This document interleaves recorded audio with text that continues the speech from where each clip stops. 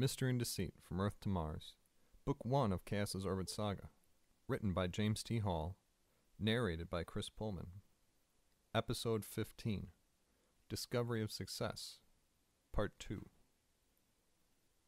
I haven't given blood in a while, James said. I can spare some. A thought occurred to me that needed to be addressed later. How would nanites in donated blood react in the body of a new host? Such a thought, though, was then transitory in the excitement of the moment and the multitude of possibilities that it held. Adam headed off to his office to begin work on the data analysis. Once we had a pint of James's blood, we split it in half, 1/2 pint for Melinda's use and 1 for ours. We didn't expect any groundbreaking realizations in the time we had. However, we did have high hopes for the future in general. After all, the tech had found a way to work. All we had to do now was figure out what that way was. Not intending to, we all found ourselves staying up through that first night working. About 1 a.m., we gathered in the company's kitchen break area for some liquid caffeine by way of coffee. I've got to say, Adam began, it's going better than I thought it would. Still rough trying to reacquaint myself with those formulas. As an aside, what the hell were we thinking with those? I mean, there's just so much room for error. We were fighting time, I replied, and we're young and stupid enough that we thought we could account for the possible errors on the fly. Learned our lesson, huh? I asked, sipping tentatively from my mug. Still a bit hot. Yeah, we did, James piped in. See any way to shore up what we had done? I found a few places already that we may be able to do something with. Yeah, Adam replied. Okay, James said. Melinda? Melinda replied, James having caught her mid-slip. From the data we still have from the original nanite programming, I was able to initiate a comparison link and download their current run parameters. There's a lot there to sift through, a lot we didn't program. To an extent, that shouldn't come as a surprise after the years that their adaptive code have been running unchecked. Because of the Awesome's Razor protocol, it's all functional, best as I can tell. Honestly, though, there are a lot of new algorithms to sift through. Fair enough. What Eric and I have found so far is about the same. Not much. From some radio scans we've run, it seems our bodies, specifically Eric's, is super saturated with the buggers. For each body cell, there's a large number, of nanites. And some of the remote regions of the body, there almost seems to be stores of inactive nanites. Inactive? Adam asked. Yeah, I replied. Not deactive or dead, but simply inactive. Maybe hibernating is a better way to describe it. Where they are, they're dense enough to appear like metal walls on X-rays. Damn near shorted out the machine while taking it, thanks to the feedback. We're not sure the purpose of these hibernated stores yet. Maybe it'll be in their code. What we do know is that I'm in 150% good health. HDL and LDL cholesterol levels are ideal, no plaque showing up on the screens, kidney and liver functions are showing at least 50% above perfect, and of course the fact that none of us wear glasses or contacts, well, that's part of the nanite effect too, we think. We found traces by radiorefraction in my vitreous humor, cornea, everything. If my body's typical, then there's not a place in any of our bodies that doesn't have a high concentration of nanites in it. And watch this. I took out my pocket knife, flipped it open, and slid it across my palm. James calmly sipped his coffee, but Adam and Melinda both jumped. What the fuck's wrong with you? Melinda asked in a demanding and scared shitless tone. Just sit down and watch, I said calmly. Adam, who had almost dove across one of the other tables in the kitchen for anything to use to staunch the flow of blood, stared at my hand. Slowly, creeping back to his seat with paper toweling in tow, the roll still on the countertop holder. Almost instantly, the wound closed itself. Even the blood that had seeped out retracted, leaving no trace that I had done anything to my hand. That was just a surface wound, of course. Neither of us was crazy enough to try a penetrating wound yet. Doesn't hurt? No tightness, I said, flexing and closing my hand, putting the blade away, in my pocket with the other. Melinda reached over and grabbed my hand, feeling for a wound or whatever contraption I had used to make it look so real. This isn't one of your stupid magic tricks, is it? She said, gloring at me. James smiled, saying just over top of his cup, "That's what I asked at first, too. Then I tried it. Same result. It's real." After a pause, "Why would you even try that?" Melinda asked forcefully, staring unbelievably at James, her hand still working mine. "Hey, Mel, thanks for the massage and all, but," I said, trailing off. Melinda looked down at my hand in hers and stopped, jerking her hands away from mine. "So, what we know for sure," James said, resting his neck and jaw on his left hand, swirling the remaining coffee in his cup with his right, "is that there's a lot we don't know. We made the clock, wound it, and then set it to running without realizing it. And now we're trying to figure out how it's still running." "That's the size of it," Adam affirmed. We sat there for a few moments in silence. We were staring off into space, each of us into his or her own thought.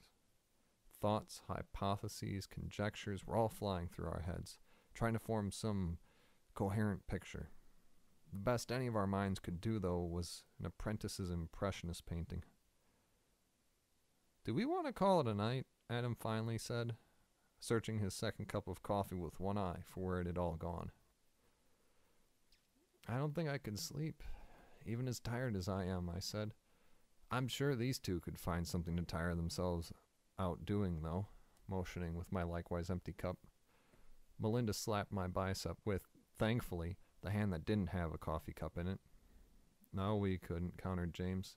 "We're married." Melinda blushed after gawking and kicking James under the table. We all laughed.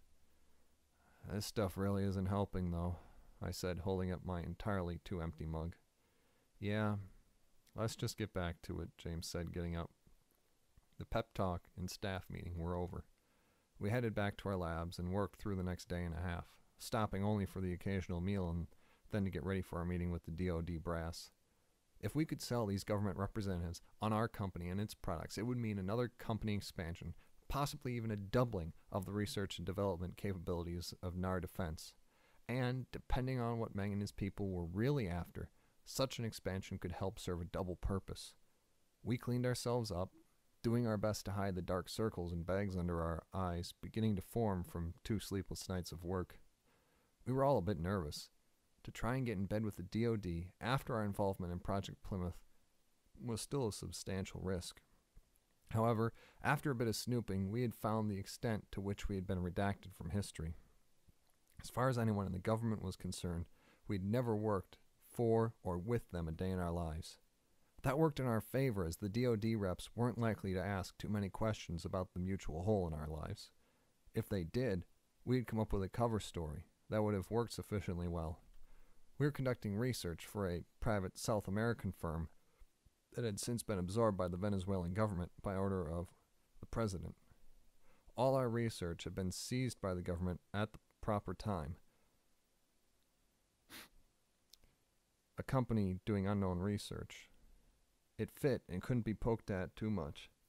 It had been an off-the-books subsidiary of the current vice president's former company that we were using as a shell. Their track record in unfriendly countries was not something the government wanted to shine a light on with an investigation into the employment histories of 4 scientists. Jeannie called each of us at 3:45 p.m. to tell us that the DoD delegation was there and had been seated in the conference room. They were 15 minutes early. It was either a good or a bad omen, as it meant they were either extremely interested in what we had to offer or simply wanted to get the meeting over with. As we ascended the stairs to the conference room, the delegation came into view. A few men in military uniform, one woman perhaps in her mid to late 30s, similarly dressed, and 2 others in civilian garb. The woman was the head of the group, Colonel Henshaw. Full bird. One of the civilians was top aide to the Secretary of Defense, though I couldn't immediately tell which. As we opened the door and entered, Colonel Henshaw turned in her chair, assessing each of us as we strode toward the table. She didn't rise, so neither did the men to her left. One of the civilians did get up and move to greet us. "Gentlemen and lady, I am Craig Longstride, aide to Secretary DeLue." "James Christopher," James said, shaking Craig's outstretched hand. "These are my friends and comrades of NAR Defense, Eric Pullman, Melinda Christopher, my wife, and Adam Green." "A pleasure to meet you all," Craig said, shaking our hands in turn. He somehow exuded at once an air of, I'm on your side, as well as, would you like to buy some manure? This, of course, is Colonel Henshaw, Craig said, motioning toward the colonel. She finally turned fully to face us. As she did, her awards came into view. Sharpshooter qualified. Paratrooper. Enough service stripes that she had to have been in the Army from ROTC on, and enough service ribbons to indicate involvement not only in every coalition war battle, but also several that I couldn't identify. For a good reason, as I found out later. They had been blacktopped after the fact. Also, there were ribbons for gold stars, silver stars, the Distinguished Service Cross, a double recipient, and finally the Medal of Honor. Involuntarily, we all snapped a bit, to attention at seeing that. Trying to restrain ourselves, we remembered that officially we hadn't been in the military, and certainly wouldn't admit to it in any case. Pleasure, ma'am, James said, shaking her hand while slowly lowering his head, a proper show of deference. Not at all. The pleasure is mine, Henshaw said, at once dryly, yet sincerely. Shall we begin? She asked, motioning at the table. I understand NAR has much to offer the DoD. Out of the corner of my eye, I saw Melinda relax ever so slightly. The colonel, at least, had done something to put her at ease. As we walked around the short side of the table, Melinda circled wide and said, just loud enough for us to hear, the colonel is interested but reserved. The secretary's aide is not and wants to rush things. They're at odds over this already. It was good information to have, but we all wondered how Melinda could know for sure. We hadn't time to find out. James began our presentations with the general history of NAR Defense, including some of our most notable clients and products to date. Adam took over, sharing some of his department's most up-to-date vehicle designs and weaponry approaches. Melinda had brought samples of some materials her department was working on. One, an aerogel derivative, had been modified to be as projectile-resistant as scale armor while maintaining the weight of aerogel. My turn included highlights on the redundancy of our BioSync hard drives. Absolute redundancy and 4-base security enabling a new level of encryption 2 to the 4th times as complex as silica-based circuitry allowed. James wrapped things up with a couple of video clips of our weapons being used in the field. Computers in police cars as capable and secure as ever, but thinner and more powerful and more efficient than the most recent iPad. Non-lethal shotguns with hot swappable in-chamber rounds, and our proudest achievement to date, a battle vehicle built to run on literally any substance from water to sand via a fission-fusion process which also boasted 1-inch armor that could withstand the same punishment as the best 18-inch contemporary armor plate. Very interesting, Mr. Pullman, the aide Craig said. Interesting indeed. If your products are so very useful and resilient, why haven't they gained widespread market penetration? An economist, Craig. Well, sir, many of these came out of R&D and in production within the last 4 months. Our facilities themselves were just expanded in November to help cope with increased demand. It took us a while to get here, but now we're up and running, ready for business. How does your equipment compare cost-wise? Henshaw asked, her eyes focusing on Craig. She was asking the question, anticipating an answer Craig would not like. Very comparable, Melinda said. The proprietary materials we make are as cost-effective, and in many cases more so than conventional materials. As such, we can undersell our competitors by at least, she trailed off looking at James. 7%, he quoted quickly, glancing at notes he had prepared. That would free up substantial budget room, Henshaw said at Craig, looking at Melinda, seeming to analyze her. It would still have to pass appropriations, and Senator McCallum isn't likely to cancel our current contracts on a whim, Craig responded. Melinda, right? Henshaw asked. That's right, Melinda responded. While on some missions, I worked with a group of Marines. You remind me a bit of one of them. My senses tingled. This could be bad for us. What assurances could your company offer, James? Henshaw asked, her gaze still studying Melinda, in terms of demonstrations to help sway the Appropriations Committee. Well, we would, of course, be willing to provide live-fire demonstrations. We have on-staff masters for all products, James replied. How soon could we get a delivery for an initial order of, say, 500 battle vehicles? Henshaw asked. 3 months, James replied. Craig choked on the water he suddenly seemed to need. Surely, Mr. Pullman, you did not just promise an initial shipment of battle-ready vehicles in 3 months. Of course not, no, James retorted. I promised full shipment of all vehicles ordered within 3 months. That's absurd, Craig claimed, his annoyance at the whole meeting beginning to show through. Henshaw leaned on the table, her right shoulder turned toward Craig as he pointed at James with her right hand. You giving it to me straight, Pullman? 7% undercutting current production costs and 500 units in 3 months? Yes, ma'am, James said. We have very sophisticated production techniques that drastically reduce production time. After confirmation of the contract, we would need 1 month to expand our facilities in order to handle the demand, then 2 more months to fulfill the order. Guaranteed. Henshaw made a quick fist with her right hand, withdrawing it across the tabletop. Craig? I'll need to talk to the Appropriations Excom and the Secretary. Henshaw's statement toward Craig was less a request than an order. I caught one of Henshaw's aides pretending to study a document in his NAR defense folder as a smirk spread across his face. With due respect, Colonel, Craig said acidly, this needs consideration. Careful, deliberate consideration. We haven't even seen their products in live action yet. This matter must be brought before the Secretary prior to any action being taken. If hope and expectation lived in a balloon that was being inflated, Craig was hugging the balloon, squeezing it, trying to keep it from growing. His opposition to NAR defense was now palpable and crystal clear. He cleared his throat, straightened his tie, and zip-closed his padfolio with the Secretary's seal prominently atop, setting his hand on it. It was a show of his authority, and also a dick move. We are done here for today, he said, rising and leaving. Henshaw slowly swiveled in her seat and walked out after Craig, one of her aides hanging back. Tellingly, the information folders we had prepared for the group had been left by Craig and his aide, but not one remained from the colonel's end of the table. James, the aide said, shaking his hand, then each of ours.